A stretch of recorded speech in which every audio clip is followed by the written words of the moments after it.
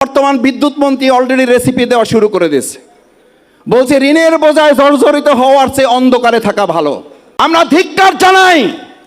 অন্ধকারে থাকার জন্যই দেশ 2024-এর 5ই আগস্ট আরেকবার স্বাধীন হয় নাই। যদি না পারেন দায়িত্ব ছেড়ে দেন, আমরা আলোকিত বাংলাদেশ করার জন্য সিদ্ধান্ত নিতে চাই। আপনারা লুটতরাজ করবেন, বেগম পাড়ায় আপনারা কানাডায় ঘর বাড়ি করে তুলবেন, সুযোগ সুবিধা ভোগ করবেন, আন্দোলন সংগ্রামে আপনাদের নামে একটা মামলা হবে না, আপনারা জেলখানায় যাবেন না, কোন একটা রাষ্ট্রের প্রেসক্রিপশনে আপনারা মন্ত্রী হবেন, বাংলাদেশের মানুষকে অন্ধকারে রাখবেন। সেই বাংলাদেশ আর কল্পনা করার সুযোগ আপনাদের হাতে নাই।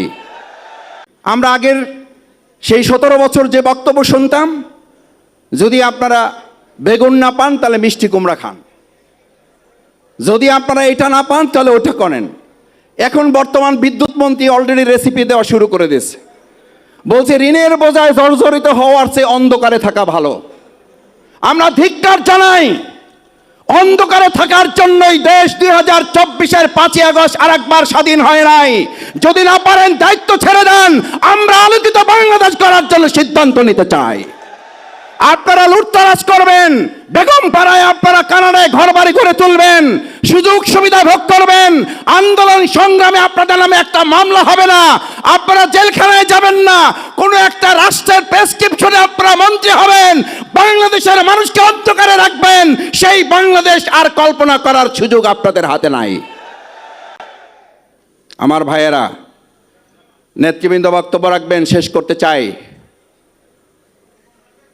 রাস্তাঘাটে রিক্সাওয়ালা, সম্মানিত শ্রমিকবৃন্দ পর্যন্ত আমাদেরকে এখন বলে, কয় স্যার, এই যারা মন্ত্রী হয়েছে এক অধিকাংশই তো 2024 সালের 5ই আগস্টের পর পর্যন্ত না, তারপরেও তো এরা আসার সময় 100 বার চিন্তা করছে আসবো আসবো না, আসবো আসবো না, আজকে না কালকে, কালকে না পরশু, পরশু না তরশু।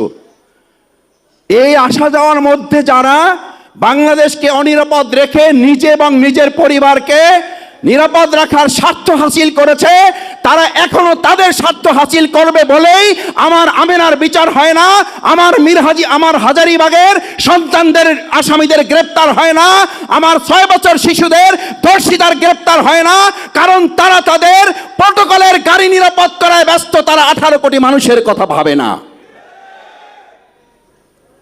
আমার প্রকৌশলী ভাই এবং বোনেরা, আসুন, আমাদের এই বাংলাদেশকে সম্ভবত মনে হচ্ছে জনগণ বলতে শুরু করেছে আর একবার স্বাধীন করার জন্য হয়তো আবার আমাদেরকে রাজপথে নামতে হবে। তবে আমরা একটা কথা বলতে চাই, সকাল বিকাল দুপুর, আবার দুপুর সকাল সন্ধ্যা, এইভাবে আন্দোলন এবার হবে না। এবার আন্দোলন হবে 5ই আগস্ট সকাল থেকে আবার শুরু হবে, সকাল গড়িয়ে দুপুর যাবে না, দুপুরের আগে একটা পরিবর্তনের লক্ষ্যে ছাত্র জনতা এবং জনগণ রাজপথে নেমে গেলে তাদেরকে সামলাতে পারবেন না। তাই আসুন, আমরা পরিষ্কার বলতে চাই, দেশকে সুন্দরভাবে পরিচালনা করুন।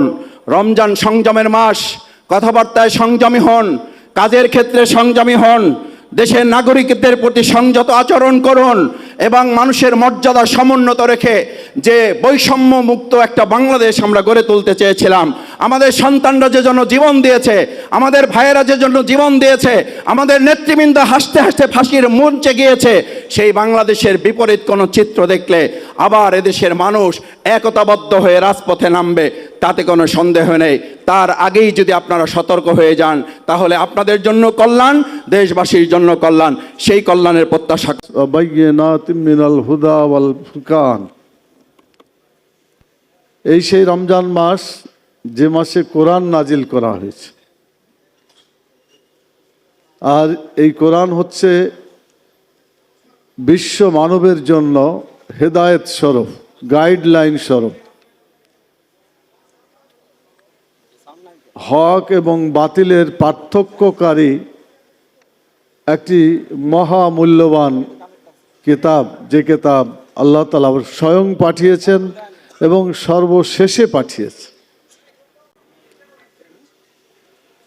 আপনারা নিশ্চয় জানেন, রমজান সম্পর্কে অনেক আলোচনা প্রতি রমজানেই আপনারা শুনে আসছেন। খুব বেশি কথা বলার নাই। প্রথম কথা হচ্ছে, রমজ শব্দটির অর্থ জ্বালিয়ে দেওয়া, পুড়িয়ে দেওয়া। রোজার মাধ্যমে আল্লাহ তাআলা মানুষের গুনাহ খাতাকে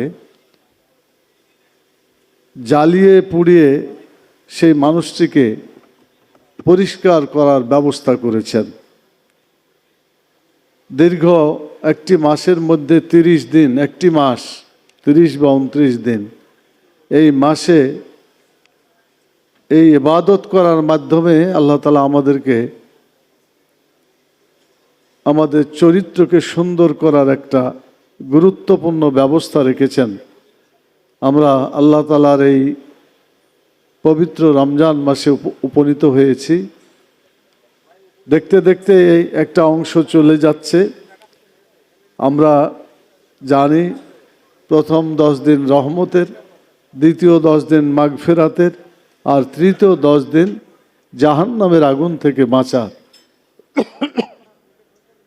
সেই হিসাবে রমজান মাস আমাদেরকে একটা গুরুত্বপূর্ণ শিক্ষা দিয়ে যায়, যে শিক্ষাটি এই আয়াতের মধ্যে আছে সূরা বাকারায়, যে এই রমজান মাসে একটা জিনিসই ঘটেছিল। ঘটনাটা এই মাসে কোরআন নাজিল হয়েছিল। যদি বলেন তো কি নাজিল হয়েছিল? কোরআন নাজিল হয়েছিল। এই কোরআন এমন একটি কিতাব, যে কিতাব দুনিয়াকে আলোকিত করে, আর এই কিতাব থেকে দূরে থাকলে তারা অন্ধকারে থেকে যায়। যেসব জায়গায় যেসব জাতি কোরআনকে অনুসরণ করেছে, করে বা করবে, তারা আলোকিত থাকবে। আর যারা কোরআনকে অবহেলা করবে, কোরআন থেকে কোনো শিক্ষা গ্রহণ করবে না, তারা চিরদিনই অন্ধকারে থাকবে। সেজন্য কোরআনকে গুরুত্ব দিয়ে আমাদেরকে অনুধাবন করতে হবে। 1 নম্বরে বুঝে পড়া দরকার। আল্লাহ কি বললেন এটা জানার জন্য কোরআনকে যদি কেউ না বুঝে পড়ে, তাহলে কি কোরআনের উদ্দেশ্য সাধন হলো? আপনার কথা বলছেন না, রোজা লাগছে বোধহয় আপনাদের। ক্ষুধা লাগছে নাকি? ক্ষুধা লাগলেও তো খেতে পারবেন না। তো কথা একটু বলেন আল্লাহর কোরআনের পক্ষে। আমি যেটা আপনাদের কাছে বলতে চাই সেটা হলো, কোরআনকে যদি বুঝা না পড়া যায়, না পড়া হয়, তাহলে কোরআন থেকে কিছু পাওয়া যাবে? পাওয়া যাবে না। ব্যক্তিও সংশোধন হবে না, সমাজও সংশোধন হবে না, রাষ্ট্র সংশোধন হবে না, যার ফলে আমরা কোরআন থেকে যে শিক্ষা নেওয়ার কথা ছিল তা পাবো না। ওয়ালা আলিহি ওয়া আসহাবিহি আজমাইন। The forum of engineers and architects Bangladesh, Dhaka মহানগরী দক্ষিণের উদ্যোগে আয়োজিত আজকের এই মহতী আয়োজনের সম্মানিত সভাপতি, সম্মানিত প্রধান অতিথিবৃন্দ, আসলে অনেক অতিথিবৃন্দ উপস্থিত আছেন, ওনারা কথা বলবেন।